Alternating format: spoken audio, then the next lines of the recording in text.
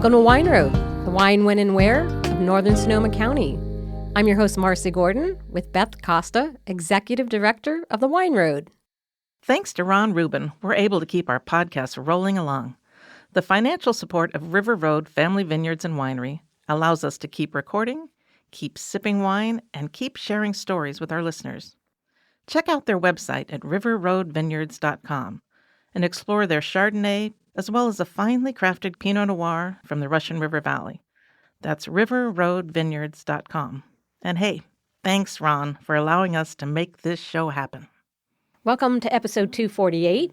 Today our guest is Lauren Fremont, and she's the Executive Director of the Wine Growers of Dry Creek Valley. Welcome, Lauren. Thank you so much for having me. I'm so excited to be here. Yeah, we're glad you're here. We're glad you found it. I found it. Okay, so I gave her the wrong address. It's one little mistake, a couple numbers. But we've reconciled that, and here she is. I have arrived. Yay. Had to get that in. So much Beth. for my numbers. Oh, yeah. I'm super excited that you're here also. And I think that people want to know what are the Wine Growers of Dry Creek. What is that? Sure. So it's an association. We're 501c6, and we're a trade association that represents essentially the entire wine region of Dry Creek Valley. So we essentially are here to protect and promote all the wineries and all the growers that are within the boundaries of Dry Creek Valley. So I like to think of almost as Dry Creek Valley being a brand, and we are the representation and the voice for that brand of Dry Creek Valley that holistically represents, the area to the best of our abilities. Very well said. That sounds great. Plus, that's a great valley. It's like your work is done for you. It's so beautiful. And it's very unique because it's very narrow and long, but not too long. And so it's very concentrated. So it's nice for visitors to be able to really get a sense for the land and the types of wines and whatnot in a pretty concentrated area. Yeah. We're one of the smallest AVAs. It is really... that is a bonus. I direct a lot of people just if they're going to be here for 1 or 2 days, like so easy, just drive down Dry Creek, drive back West Dry Creek. And every other winery is different. It's not going to be the same experience from winery to winery. Each one is going to be totally unique. And that's an easy way to go for sure. There's no traffic light. There's only a couple of stop signs. Oh, that's right. There's one stop sign or two stop signs. Yeah, right in front of the Dry Creek General Store, which you want to pop into there and get something to... You can get something to eat, or you can just sit and just watch. Yeah, people watch. It's a good spot to watch. It's a great place to watch. Yeah, I live in the Russian River Valley. So when people come into town, of course, we go there. But Dry Creek is the perfect one-stop shop. You can go start from the one end to the other. And every winery has, pretty much a different portfolio that makes it very unique and really showcases what we grow there. So, it's a really, I know, it's... easy thing to say, but it really is very diverse land because of the way the valley is set up. And it's, again, pretty narrow, and then it has that bench side and then hillside. And so the varieties are amazing. I think recently we counted and we were over like 50 different varieties of wine. Holy moly. So. Nice. Yeah, I wouldn't have even thought that. I know there's so more and more doing Rhones, which I really love, and that's interesting. Rhones, And so I think back in the day you would think of Dry Creek as Zinfandel, but there's just so much more. It's so far beyond that now. Yeah. Now there's a lot of bubbles in Dry Creek. There's a lot. Bubbles. There didn't used to be, but you've got Cass, you've got West, there's so many. Trattori just did a couple, like a month or so ago for a Winter Wineland. They did their release of their first sparkling. Oh, I've got to try They that. got the memo. They know, it's very popular. People don't have to drink it for celebration necessarily. Goes with everything. Yeah, you should be making bubbles. And you can make bubbles out of, Cass does it out of Zinfandel, which people are always surprised about. Yeah, right. I like it out of a lot of different things. It's fun. I used to have a license plate that said "Got Bubbles." I was ahead of my time. Wait, I'm very jealous about that, Beth. I might need to replicate that. What happened to it? When we sold that car, I said, I think it's time I can give it up, But, I had that for probably 15 years. Wait, that's amazing. Yeah. I'm very jealous. Bubbles, that's my... That's my holy water. I agree. It just is you can start with breakfast with bubbles. Yes. And go the whole day. Yeah, exactly. They always make me happy. Yeah, they go with everything. So I wanted to have you on early enough that we could start talking about Passport, because I know you've been selling tickets, and I think that people who live here know what Passport is. It's, got an incredible reputation. If you don't live here, maybe you haven't heard of the Passport to Dry Creek, but it's an amazing event, and I'm going to let you take it away. Tell people what they can expect, how it works, what the story is. Yeah, so we're heading into our 35th year, which is pretty amazing. That's amazing. And it's it definitely has gone through its ebbs and flows in style, just because times and Yes, like we were talking about before, the world is always changing. But actually, the sort of silver lining of COVID is that it created a sense of a little bit less people. And so there was a lot more of a chance to interact with the winemakers, the farmers, the viticulturists and whatnot that are there mixed in the crowd and serving your wine, the families. And so you really feel like you're just hopping around in people's homes. So the concept behind it is, unlike most wine tasting that happens in a large tent or whatnot, you get to hop around from winery to winery. Some of them are within downtown Healdsburg, and most of them are within the actual valley itself. And you get to pick you can pick 1 day, 2 days. You can spend the whole weekend there if you want. We also have a Friday night kickoff party over at Bacchus Landing with all the smaller sort of micro wineries that don't necessarily have the space to hold everybody. And then Saturday or Sunday, you pick a starting winery, and then obviously you can hop around wherever you want to. But I always think about it almost like you're going from one winemaker owner's family's home, and you really get to be immersed in their life, their, what they are like. They're showcasing the best of the best. They have delicious bites that go along with it. They might have a DJ. They might have a live band. And it's an opportunity for them, almost like from my business hat on, like a brand exercise, where they get to really be who they are in this really authentic, lovely, casual way, but very thoughtful, which I think is different from, some of the tastings when it's around at hopping from table to table, because that's a little bit intimidating, right? You're not more really formal. You're not immersed in these people's homes, and it's really fun. You get to make new friends. Everyone's happy there.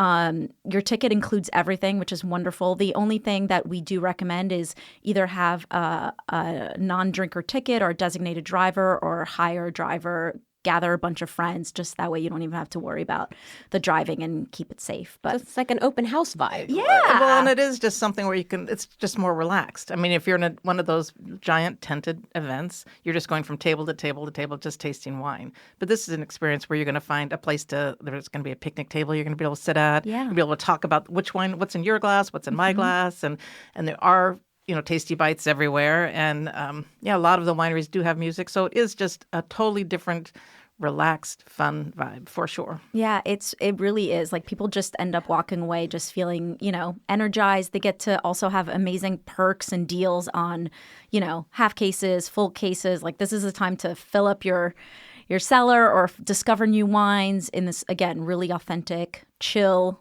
vibey space. And I mean, we get people all the time saying, we met new friends and now they're our friends, and we hang out. And that's, that's the best feeling, just to be able to create these experiences. I always think that's funny, because I've come across that too. Like, we meet up every year at Passport. I'm thinking, okay, well, that's amazing. Like, you just hit it off because you shared a picnic table somewhere along the line, and now you're good friends. Well, and I think that people, especially people that are listening to our podcast, they want to go to wineries where they can meet the people behind the wines. And that's Absolutely. what happens at Passport. You will meet some winemakers and some owners, and that just brings it all more full circle, more personal. Yeah, when and you're drinking the wine. You get to be in the vineyard. It's about to be bud break. It's always the last weekend in April. So yes, that's pretty. Bud break is right around. It's a great time of year. Early, mid-May usually. Yeah. So the leaves are waking up. I don't know. To me, that's like my new year, personally. I love that too. That's to me, a great idea. I new see that year too. It's like when the bud new break. fresh start. It's like everything's so bright and vivid and clear. And yeah, I love that too. So, and then you have the Friday night. I think you've been doing that for a couple of years. The Friday night is at one location in Healdsburg, and that's, like you said, smaller producers. It's smaller producers. We have this amazing chef, Chef Kevin O'Connor, who cooks everything live over open fire. Like we do at home. Like we do at home, yeah. It's just really That's fun. when the house is on fire. Yeah, really. We have DJ and just fun activations.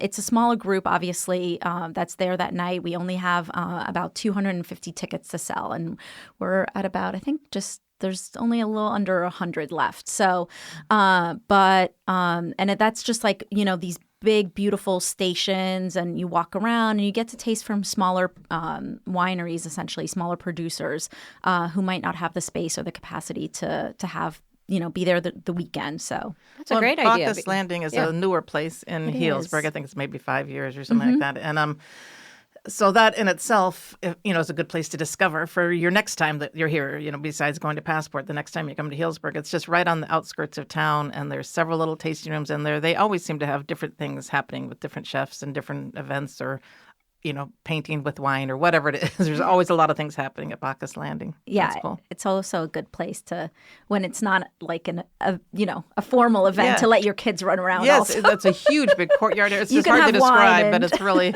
it's definitely. Yeah. You're like, Mom's gonna have her wine now, and you go do whatever you're doing. Go play, do whatever it is you do. Yeah, exactly. The dog run for kids. Yeah. Exactly, but not for Passport. Sadly, I know. No kids, no pets. So online, does it show? I should have checked this out ahead of time. Marci's a journalist. She would have done this ahead of time. I did not. But do you have a list of what wineries are going to provide for the weekend and what to expect? Yeah. So on our website, there's a link with all of the wineries for Friday, Saturday, and Sunday. You got to be careful just because some wineries will only do Sunday and some only Saturday. So you've got to kind of, decide how you want to create your itinerary. And then in mid-February, we'll start releasing what all the wineries are doing, what type of food, concepts. Some of them go all out with some really fun creative themes. So again, it's kind of free reins for them. It's like, do what makes you happy, and that sort of showcases what you do best. And so we'll be publishing that soon as well. But we're always happy to help with, itineraries and questions.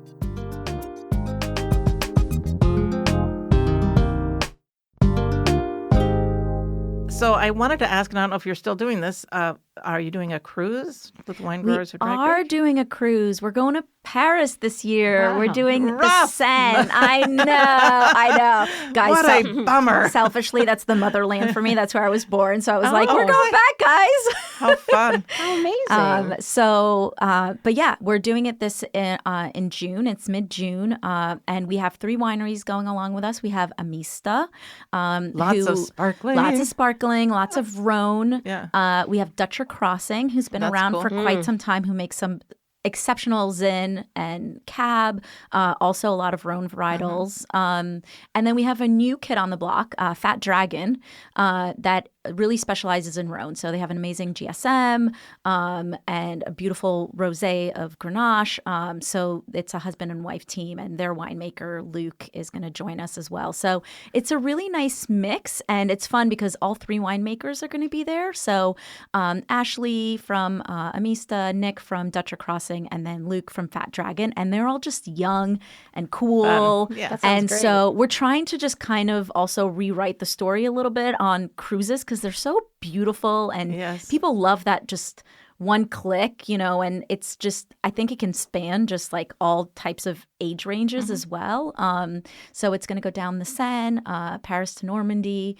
And yeah, we're excited. We're mixing in a little cider in there. So there's still tickets available. So you can look on our site and everything's there. So Is that like a week? Is it it's a week. Yeah. It's 7 nights. How fun for you. And that is a very different cruise customer. experience, because these are river boats. Yes, right. They're They're not smaller. the It's not big, 10,000 massive people. Disney Right. cruise ships. Right. They're more intimate. The views are incredible. It's a river cruise is very different. It's very different. It's very special. It's I feel like it's just such a beautiful way to travel also. Oh, yeah. It's just, it feels I don't know. For me, it's like a zen. It all slows Yeah, down. it's sort of romantic. It And, slows down, and then you're really in the region where the wine is from, or where wine is grown. Yeah. So I'll go.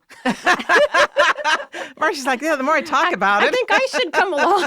well, I'll go with you. Deco. We'll share a stateroom and get kicked off. Yeah, I don't know. That would fly.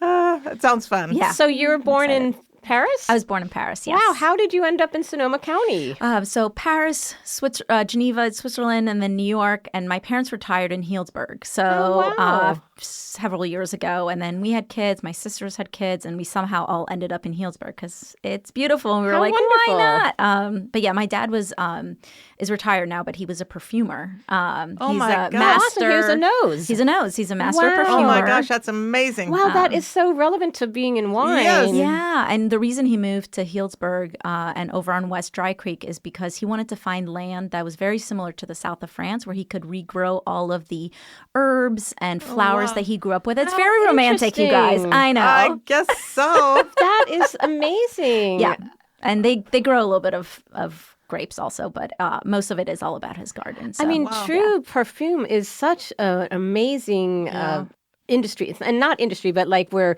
they grow certain flowers and you contract. It's almost like grapes because you're contracting for different flowers from different regions and how you blend. Oh, that's fascinating. And the olfactory and obviously taste buds and everything. I mean, that's a whole thing of just nostalgia and experience. Yeah, that's the most experiential is olfactory. What you smell is memories. So you go and you smell something like, to me, that copper tone sunscreen reminds me of a kid in Florida. Yeah, and it's exactly. it's just that bag, that beach bag. I can see it, I can feel it. I know. It's just those and then your clothes smell like that even after you wash them, Yeah. and you're like, oh, I love that. that scent memory. Yeah. Oh, that is so cool. Yeah, but so wine is very, to me, has a very similar experience, right? Absolutely. When people taste it, the woman that works with me, Amanda, always laughs at me because when we do larger tastings or panels or whatnot, she loves watching me because I chew my wine. I don't like to. Yeah, she's like, "What are you doing?" But to me, that's how I'm able to really taste it. But yeah, I think it does something very similar to you. So, anyways, that's how we ended up here, and we love it. So That's so cool. It's a beautiful, magical place, and Yeah. and a great story. No complaints, and it's cute actually because my kids. When we drive up to see my parents and we drive through Dry Creek Valley, they always know the seasons based on the vines and how the leaves are, or there's no leaves, and what's happening to the vines. And right now the vines are sleeping, but they're actually very busy down there. So anyways, it's I don't know. It's Did your father ever create you a signature scent? He did, but through other, it was like, I don't know, it was... A commercial signature scent? A commercial signature scent. I was like, this was inspired by your daughter. But he has three girls, so, he had to be fair. That's a lot of pressure. But yeah, so I was named Lauren after, there's a perfume called Lauren, Ralph Lauren. And then I love that. Joy is this fragrance in the 70s called from Jean Patou. Right. And then Estee is a fragrance called Estee by Estee Lauder. Wow. Anyways, now you guys know everything. That is we need so to get my cool. dad on here next. Yes. I used to be a fragrance buyer Yeah. many Oh my moons ago. God, wait, That that's is so funny. amazing. Yeah. I'm like, what are the odds of this? Well, fragrance is making a big resurgence with young people. Yes. And like really young people are really into knowing all these scents, and it's beyond the old Axe body spray, which would just knock you yes. dead. Oh my gosh. But they're very Differently.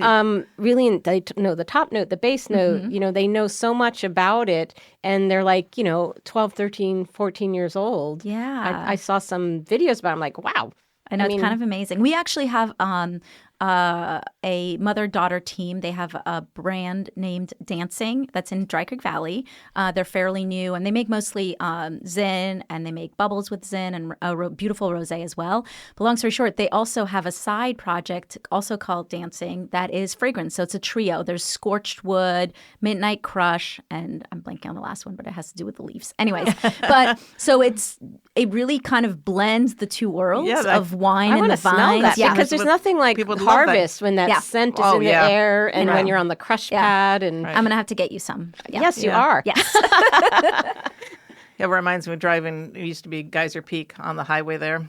You drive down 101 during harvest, and you could smell it from the highway. It's like, it's so cool. It's such an integral part of what happens. Yeah. So I know.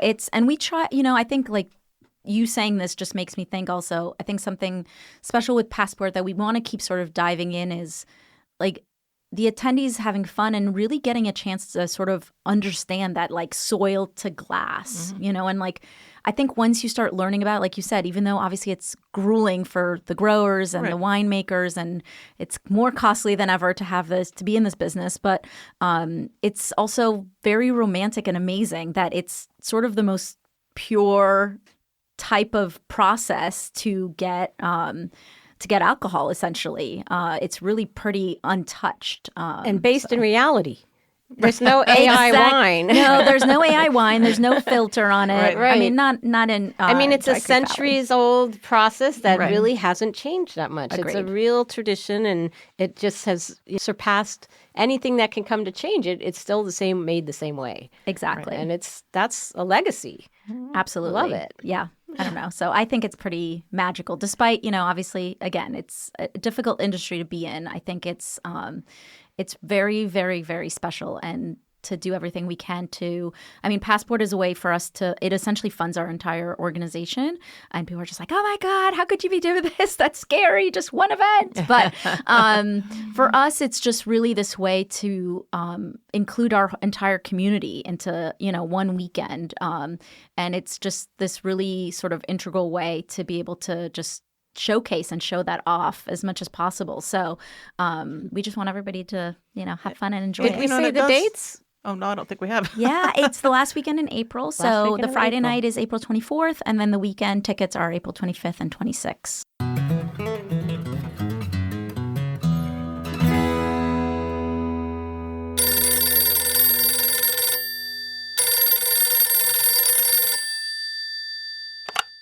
Time for our Fast Five. Who do we have on the line now?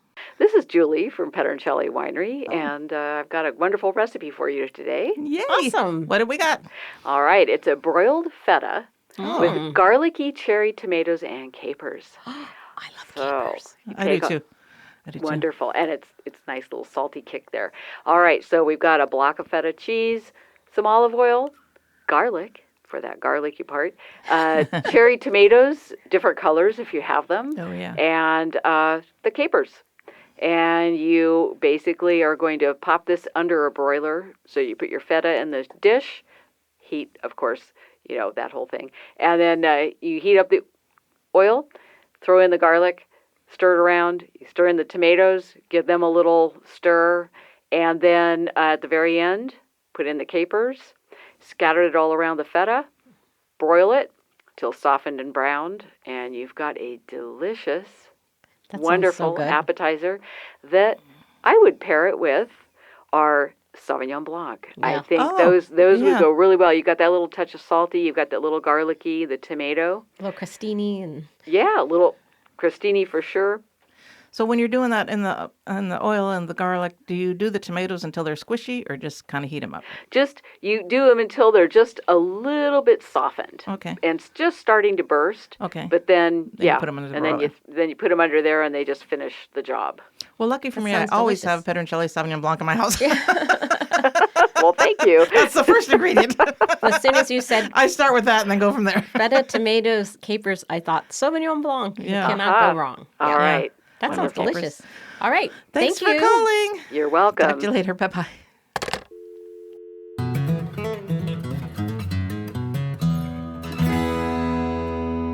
Okay, anything else that we need to tell people about coming out there? No, you guys have to come up. It's just so beautiful. And if you look on our website, we have some awesome, some great sponsors also and great deals with different hotels and transportation. So we're just trying to make it as easy for you as possible. And you can always email us and I will respond. I promise. And Lauren, the best way for listeners to find out is the URL. What is that? WDCV.com is the easiest way. So WDCV.com. Yeah. Okay. We'll put that in the show notes. Awesome. I love it. Yeah. That's the easy one. So a direct link. All right. Okay, I think that's probably it. Let's see. I don't think I have anything else really that was, earth-shattering I needed to mention. I could talk about, we have a one-day wine trail that's coming up after Passport. It's in May. I didn't even write down the date. I think it's the 12th through the 13th of May. And I don't know. I think I just wanted to focus on Passport. It's a really big deal. It's a really big event. You have plenty of time. You got over a month at this point. And I like 6 that, weeks to get the tickets. focus, just that Yeah, one valley. right. That makes it really nice. Yeah. So I think that's probably it. All right. Thank you thanks so much for listening. having me. Thank you, Lauren. Thank was you. so And fun. I'm so sorry about the address. Oh my gosh, don't worry. It's Okay. all good. I'm going to steal your license plate, so we're even. Sounds good. All right, everybody. It'll all be in the show notes for you to check it out. Thank you, Lauren, and we'll see you on the Wine Road. Thank you. Bye-bye. Thank you.